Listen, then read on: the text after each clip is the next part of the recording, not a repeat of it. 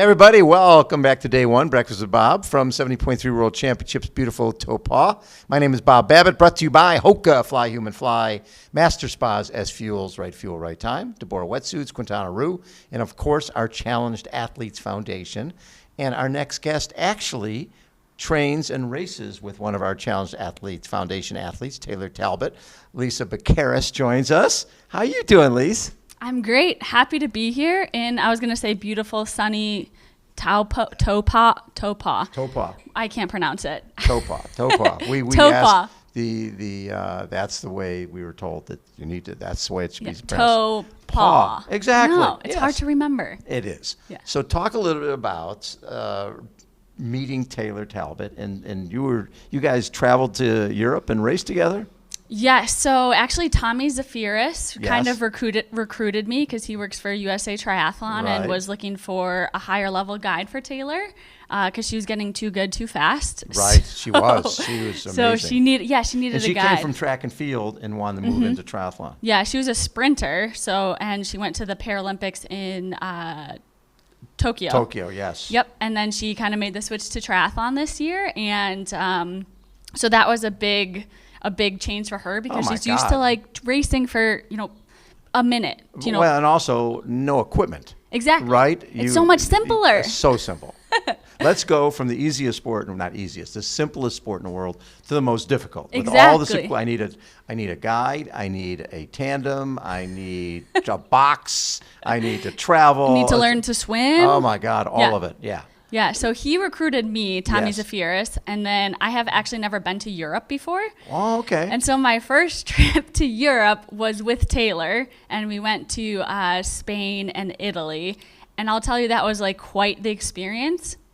Traveling with a huge tandem bike, my bike, our two bags in foreign country where nobody was speaking English. Right. And it was super challenging, but I learned a lot, and it was pretty cool. Trying to find a vehicle that can haul all Yes. your stuff, nightmare. It in is Europe, an because absolute everything's a nightmare. teeny. Everything's tiny, Yes. and people drive crazy sometimes. It's in Italy. I'm Yes. terrified. Wow. How did that change your perspective on racing? Because, when you're racing as a pro, it can be a very selfish existence. You swim, bike, run, do some weights. What do I eat? How many hours have I trained this week? And now you are basically the lifeline for a visually impaired person to hopefully enjoy the sport, but also just to give her that experience. Yeah, honestly, it made me realize how easy I have it. Yeah. And how easy swim, bike, run actually is, because I think riding on the back of a tandem with the ability to see is scary. But granted, if you can't see and you have to trust somebody Yes. to like take turns at high speeds, and I wouldn't have the trust. And talking to Taylor a little bit more about it, she's like, I'd love it if there were more visually impaired athletes in the sport of triathlon, Right. but I think it takes a lot of bravery and courage to actually do that. And No I'm like, question. you're kind of right, because when we're swimming, we can see when a wave is coming and know when to breathe. Mm-hmm. And it's way harder. They have to feel the water and time the waves, and that's a whole nother learning process. And the trust that Exactly. they have to have in you. Yes. I mean, I remember one time as this buddy of mine, Tom Sullivan's visually impaired, and my whole time on the bike, I was so nervous that, low-hanging tree, he doesn't see anything, right? Yeah. Those little dots in the middle of the road, everything was a hazard, a Yes. life hazard. Yes. And I was so emotionally spent after just guiding him, Yeah. that just for a short triathlon and then for a long bike ride. Oh my God, it's really can be overwhelming. Yeah, even when we were at the World Championships in Torremolinos, Spain, Yes. this past couple months ago, we were on the run part, and there's like a couple of rolling speed bumps, and she's tripped over the first one. Oh and my she's God. like, Lisa, you have to remind me when those are there. And I'm like, oh, I forgot you can't see them. So it is something that you just have to keep learning, and you have to communicate with her throughout the entire race. Right. I remember one time with Tommy, first triathlon we did, we had like a 60-pound tandem with a flamingo on the front, right? That's amazing. amazing. Yeah. So we're riding along, and Tommy's in our back and goes, Babbitt, is there a flamingo on the front of the bike? I'm like, yes, there is. Yeah. Why shouldn't This is there the be? party tandem. This is our party tandem. This is what this is all about. So this year, 4th at 70.3 Michigan, 8th at Chattanooga, 9th at Oceanside. So very consistent, all top 10s. Yeah. Were you happy with your season? I was. I think the last time we spoke was in Miami in 2022, I believe. You were 6th. Yeah. Slash Miami. Yeah, Yes. 6th there. It's one of the hottest races I've ever done. Oh my God, that pavement was is so hot. So hot. Yeah. It's like heat. Yep. Yeah. But after that, so I've had a crazy 2 years where I've actually had 2 hip surgeries and a shoulder surgery. Oh my God, from what? Bike crash? No, well, shoulder surgery was a mountain bike crash, and hip surgeries, I just had a femoral acetabular impingement and a labrum tear. Of course you did. Yeah. I don't know. Yeah, I think it's like a genetic thing, and then I probably swim, bike, run too much. But yeah, so I actually had surgery for a shoulder and right hip in 2022. That was the only race I did in 2022. And then in 2023, I had my left hip done. And did Oregon and took 13th.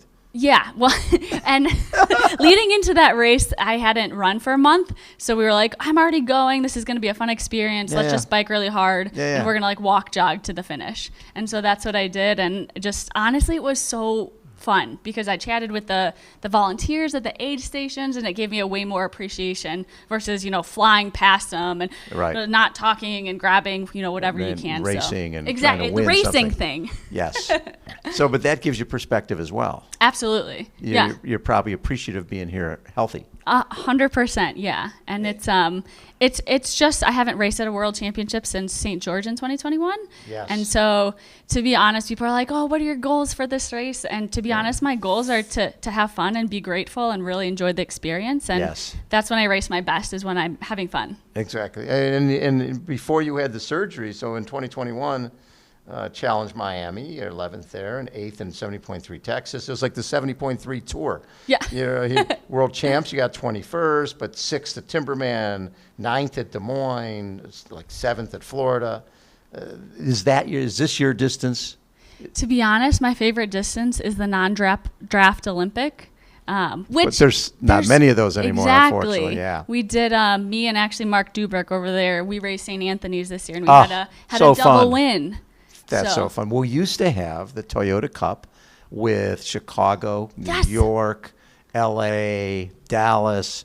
There was good prize money. But, what's interesting, look what's happened the last couple of years with T100, with Ironman. So that certainly could come back. Somebody could come back with a non-draft Olympic distance, because that was back in the 80s, the United States Triathlon Series. That's what that was. I would love that because I think, that 2 hour is my sweet spot for racing. Yes. The 70.3s are just, a little too long. Do we really need to add on an extra 7 miles of running? I don't know. 6 is fine with me. I like the sprint distance because even better. Being in a beer garden at 9 in the morning is really what it's all about. Exactly. That's what triathlon's supposed to be. Not this sufferfest for so hours now. If Ironman is listening to us, you got to start a bring the 5150 back. Bring it back. Come on, what are you guys doing?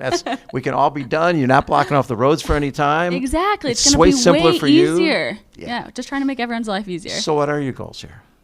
Honestly, just be grateful to be here and have an intact body. And I'm coached by Matt Lieto, so I like to say that the Ironman thought that I was so important that they actually flew him out here to coach me. Nice. Obviously, he's here to do announcing and things like that. But in my head, I'm like, they flew him out there. They flew my coach just to be here for me. Just to be here for you.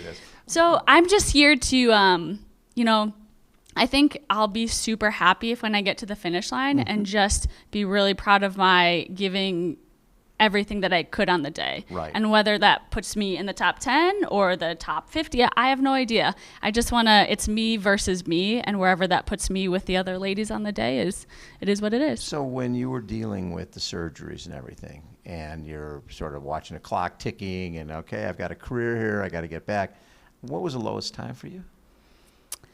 Honestly, I think the lowest time was right before surgeries, trying to diagnose it, because you just don't have any you don't have any answers, and you just see your friends and people that you race against racing and having fun and crushing it, and you're like, why is my body not holding up? And for me, once I got the surgery, or once the surgery was scheduled, I was like, bring it on. This is like a training thing, and it's super motivating to me. I'm like the queen of like recovering from surgeries is what I like to think of myself as. I don't want to have any more surgeries. We got to knock on wood somewhere. But you know how to recover from them. And the deal is the knowing is what's important, because you're probably going, what am I doing wrong? Why is this happening to me? Why are my hips always sore? Yeah. And did it take a long time for them to diagnose? The first one, yes, just because we tried PRP. It's a labrum tear, but so many people have labrum tears that are asymptomatic. So, but once we tried PRP injection, and that didn't really see any results, and they were like, let's take another MRI. Right. You have basically a growth on the head of your femur. Like, we're going to go in, shave that off. People recover really well. My surgeon was so positive that I was like, oh, yeah, I'm going to be so much better after this. Like, this is going to be improvement. Yes, exactly. And I was like, if you want to go in there and like replace some body parts with some carbon fiber, that would be sweet. That would be cool too. And when did you feel that, okay, I can, because I'm sure when these guys are doing surgeries, they're talking about, well, you'll be able to walk, you'll be able to do normal things. You're a professional triathlete. Right. Being able to come back and do what you love, when did you feel that was possible? Honestly, when I could get back on a bike and in the pool. Right. I mean, running probably took about 4 or 5 months after surgery to start doing. But I think it's just once I can start feeling like I'm training and not just moving again. Right. There was never a question in my mind that I wouldn't be able to come back. And maybe that's like being stubborn, but and this crazy like positive optimism that I have, that I'm just convinced myself that it's going to be better after surgery, that I don't know. I think I surprised myself racing early in April in 2022. I think I raced in at St. Anthony's and surprised myself with a 3rd place finish there. Nice. And I was like, wow, whoa, okay, I'm back. This is one of my best finishes ever. And then having to get another surgery, but then winning that race after I came back again from surgery. It's just, so it's all been like super positive. And this year, like I've had my like little road bumps here and there, but every time I get to the starting line, I'm just trying to get in the mentality of like the first race back from surgery, where I'm just so grateful and so happy and so excited to be there. Yeah. And do you see yourself potentially guiding Taylor in LA for the Paralympics in 2028? Well, I told her in a text message after Paris, because she was pretty bummed that she didn't qualify. Right. Which was crazy because it was her first year of triathlon, but she got so close that I said that she can win it in 2028. She can. She can. So, there's no question. Yeah. That would be such an awesome experience for me to just be able to help someone achieve their goals. So definitely would really look forward to that opportunity. Lisa, I'm so glad you're back racing and back healthy and happy. That's that. At the end of the day, that's all that matters. Yeah. It's just, triathlon is supposed to be fun. If we stress out about it too much, but at the end of the day, like, this is a lifestyle thing and something I hope to be doing for a long, long time. And you're here in beautiful New Zealand. Exactly, beautiful rainy New Zealand. It's good for my hair. Lisa Becharas has joined us, and thank you so much, Lisa, and have a great race. Enjoy every second of it this weekend. Thanks, Bob. Again, Breakfast with Bob, 70.3 World Championship, beautiful Taupo. Hold on, we will be right back.